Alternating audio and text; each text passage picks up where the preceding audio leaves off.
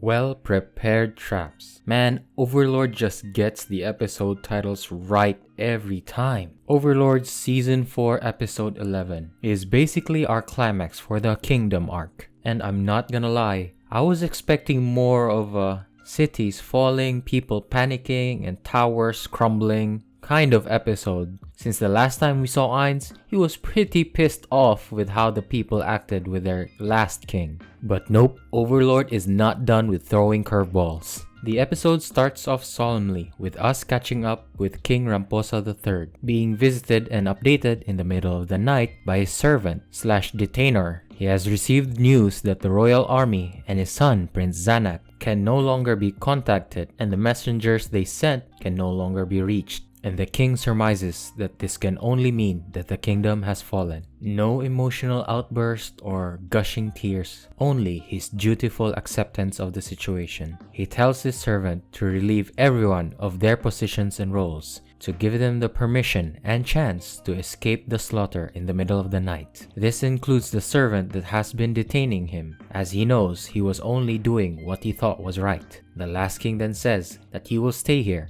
as the army of the Sorcerer Kingdom approaches, as he will stand there to greet them as the last king of the Riestes Kingdom. A very graceful way of closing the story thread we had left off in the previous episode, and proving true Ainz's notions of how a true royalty should act. Now on to the next short scenes. We surprisingly catch up with the Eight Fingers, the underground crime syndicate of the Riestes Kingdom, which is now formally under the control of Ainz. From the looks of things, they seem to have gathered a lot of people, the true purpose of which is still unknown. Hilma Cygnus, the female eight-finger leader that is under Albedo's management, has brought in an old partner of the Eight Fingers crime syndicate, this man known as Ampetif Cocodal, who, from my knowledge, is the former leader of their slave trade. Incarcerated, but now freed by the Eight Fingers, he is confused as to why they are gathering again, and why Hilma is acting quite strange and submissive in their meeting tonight. He knows he will meet the Sorcerer Kingdom, but for what purpose he can only guess. Suddenly, a teleportation portal opens up and Shaltir walks through. Funny enough, she pays no mind to the new face in the room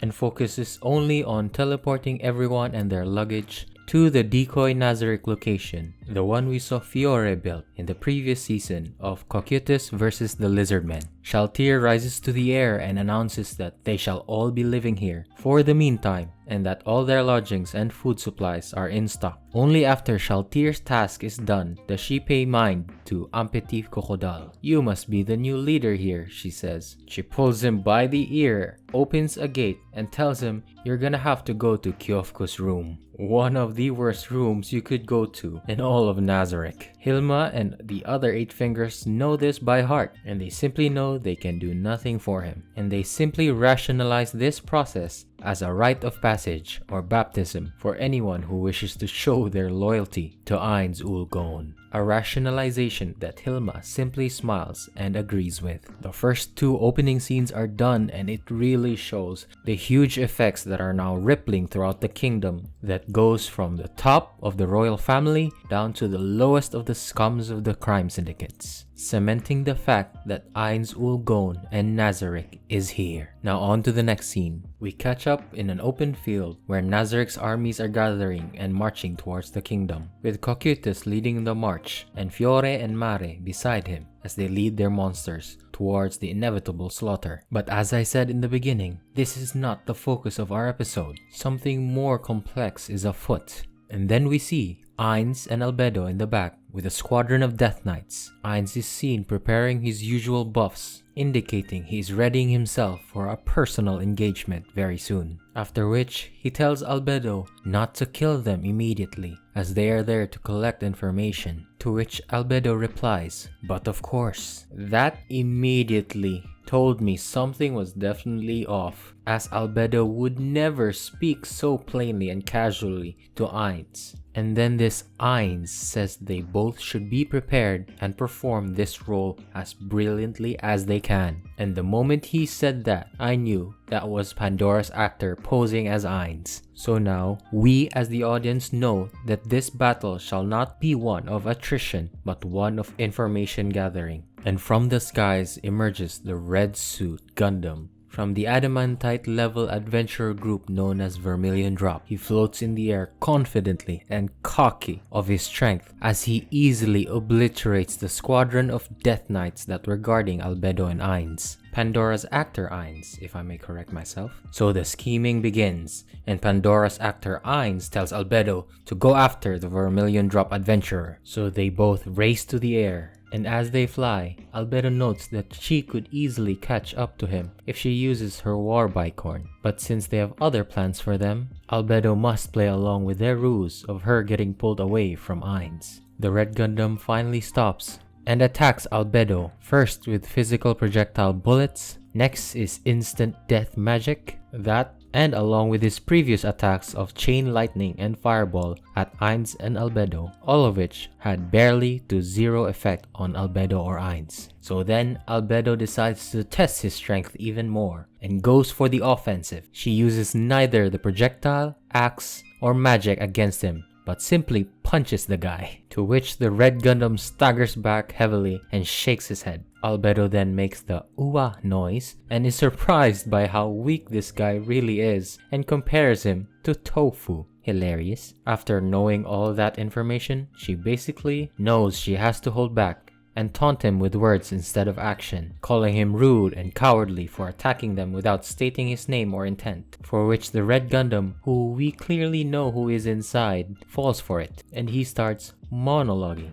And of course, since this is their plan, Albedo is happy to hear him speak his little heart out. The Red Gundam, acting as a distractor, has now been turned the distracted. A very interesting first battle of not only physical strengths, but also wits and the depths of their plan on both sides. Now back to Ainz on the ground. Pandora's actor Ainz notes that Albedo is taking her time. And then all of a sudden, what seems to be a glitch in the matrix appears behind Ainz, for which he notices and casts his Explode Mind spell, thereby creating a good distance between the magic caster and warrior. Ainz taunts him a little bit and uses his spells to gauge his enemy's HP and mana. Ainz continues to taunt him to gather information, and he even pretends to forgive his surprise attack in order to exchange names. The assailant in platinum armor reveals his name to be Riku Agnea. After conversing some more, Ainz tries to use greater teleportation to get out of the situation. However, the Platinum Warrior's previous spell, World Isolation Barrier, stops Ainz dead in his tracks, and Ainz notes that this is not some ordinary spell or special skill. He immediately casts Body of Effulgent Beryl, which saves him from the blunt attack from the Platinum Warrior, but was still able to create a knockback effect, which Ainz cautiously takes note of. Ainz also notices that with each spell and attack the Platinum Warrior does, his HP goes down significantly. The skirmish continues, and a flurry of spells we've seen in previous seasons, and a new staff being shown. The Platinum Warrior continues his barrage, all while Pandora's actor Ainz continues to defend, counter, and prolong the fight, gathering as much information as possible, even resorting to a 10th tier summon undead spell known as Doomlord to force the Platinum Warrior's strengths out. With all this going on, Ainz concludes that the Platinum Warrior is three things. 1. A remote-controlled armor with swords holding HP. 2. The swords are connected to his body, as seen when he was knocked back and the swords came along with him. And 3. He is only around level 90. So, after acquiring all the information they needed, Ainz begins to wrap the battle up. He casts another Summon Undead 10th spell, Elemental Skull, and warns the Platinum Warrior that even he could not resist all 4 great elements at once. But the warrior ignores all this and starts to charge aggressively, to which Ainz replies by bowing down and letting go of his knockback staff. The warrior notices this and stops immediately, showing that this warrior holds great honor with him, even against a nefarious foe. Pandora's actor Ainz basically does what Albedo did in the previous scene, and buys time for himself by goading the Platinum Warrior into a conversation, where truthfully, the Sorcerer Kingdom is in the right in this war, for which the Platinum Warrior falls for it and reveals more information of himself, stating that the 13 heroes previously did something wrong and now he only exists to fight for what is right and keep the balance. This gives enough time for Albedo to break the barrier and smash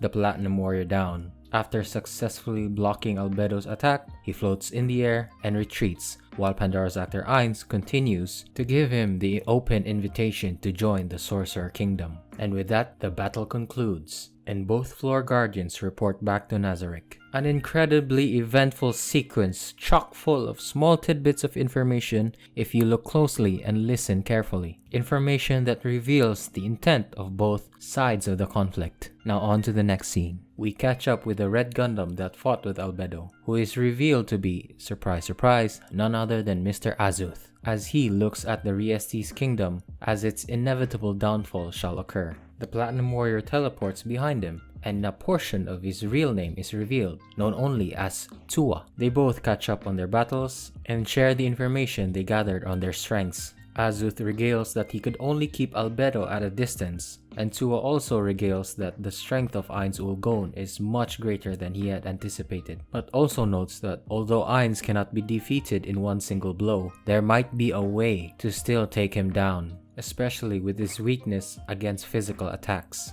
Azuth notes that maybe his suit could beat him, to which Tua respectfully replies that Azuth is not on the level of Ainz Ul Gon, so both of them must be more prepared to fight against the evil players and NPC. The scene ends with the Platinum Dragon Lord Tua deeply contemplating on whether or not to get rid of Mr. Azuth and give the armor to someone more powerful and obedient. Now on to our final scene. We are now back in Nazarick in the new throne room, where Ainz and Albedo walk through the halls, and as they reach the end of the hall, they both kneel down. And as they raise their heads, the real Ainz Ul Gon is revealed, and he praises both of them for an excellent job well done. And we also get to see for the first time ever how Pandora actor actually shapeshifts, which is a neat little lore reveal. Ainz then says that they have all been watching their battle through the spy mirror, but he would specifically like to know more about the Platinum Warrior. He would like Pandora's actor to tell him